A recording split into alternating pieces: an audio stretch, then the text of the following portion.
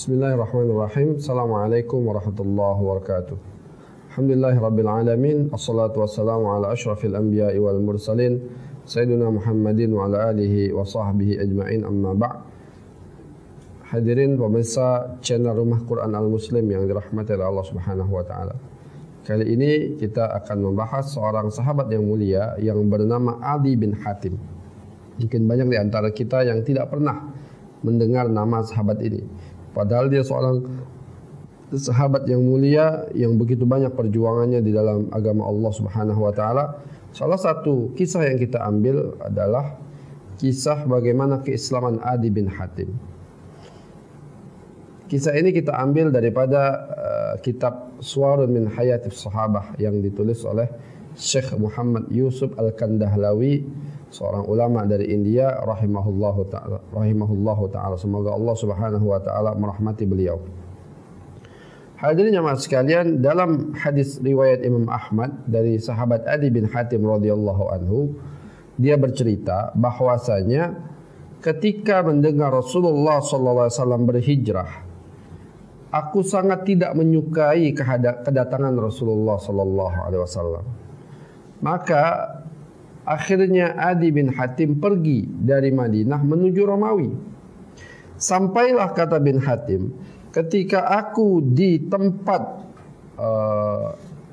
Kaisar, ya, di negerinya Kaisar, maka kata Adi bin Hatim, aku melihat bahwasanya ketidaksukaanku terhadap tempat ini lebih besar daripada ketidaksukaanku dengan hijrahnya baginda Nabi sallallahu alaihi wasallam.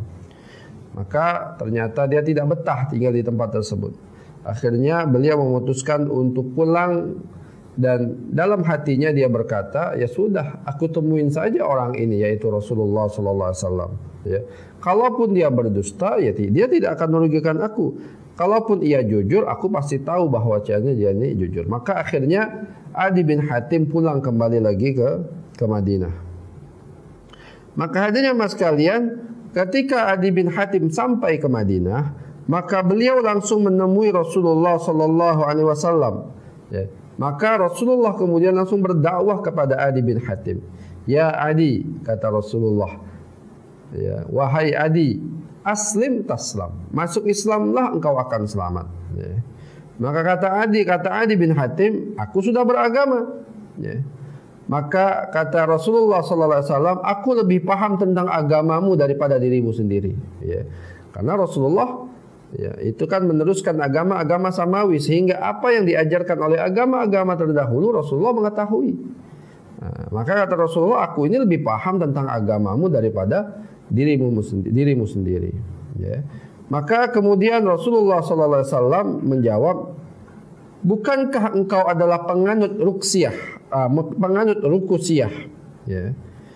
Apa itu rukusiyah? Rukusiyah itu adalah agama Nasrani yang bercampur dengan Sabi'in. Dia agama Nasrani tapi ada campuran agama Sabi'in. Artinya makanya Rasul lebih tahu karena agama ini dari Nasrani, agamanya Nabi Isa, dan Rasul mengetahui beberapa, bahkan banyak dalam agama Nabiullah Isa, karena syariat Rasulullah adalah penyempurna daripada syariat para nabi terdahulu. Ya. Maka kemudian Rasulullah SAW mengatakan, bukankah engkau beragama rukusiyah? Kemudian kata Rasulullah, bukankah engkau makan 1/4 daripada harta rampasan perangmu? Ya. Maka kata Adi bin Hatim, benar. Ya. Maka kata Rasulullah SAW, padahal yang demikian itu tidak halal dalam agamamu. Jadi sebenarnya harta rampasan perang itu, syariat sebelum Nabi Muhammad tidak boleh diambil. Itu syariat man qablana, syariat sebelum kita. Tapi khusus bagi syariat Nabi kita, baginda Rasulullah SAW, ya, diperbolehkan mengambil harta rampasan perang.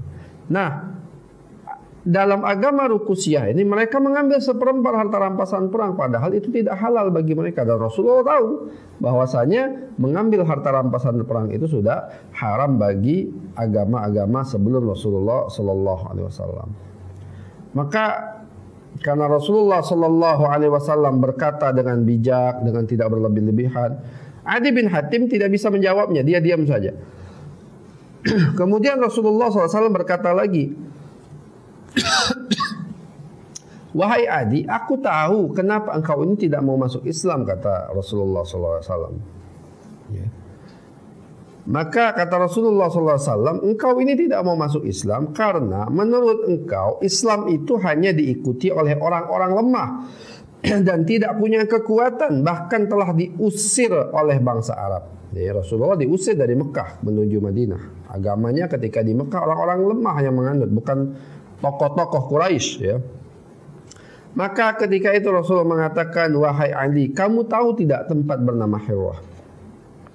Maka kata Adi bin Hatim, aku tahu Rasulullah walaupun aku belum pernah pergi ke situ. Maka Rasulullah SAW bersabda, wallahi, ya,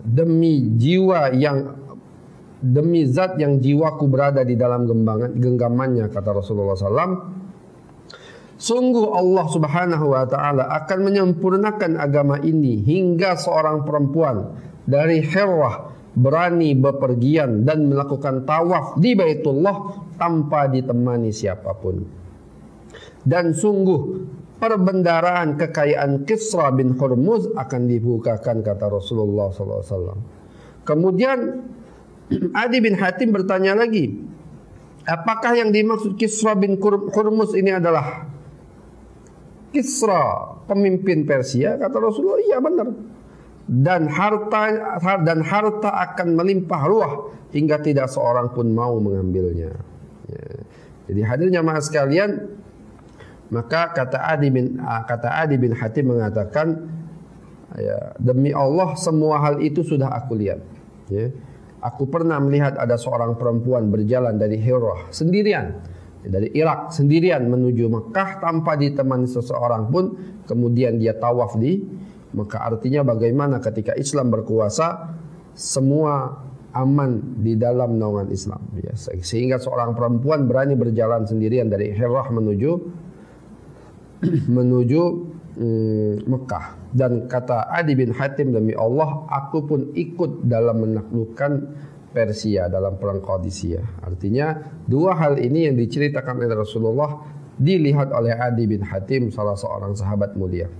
Hadirin jamaah sekalian, ini saja singkat kisah tentang bagaimana keislaman Adi bin Hatim. Mudah-mudahan bermanfaat. Assalamualaikum warahmatullahi wabarakatuh.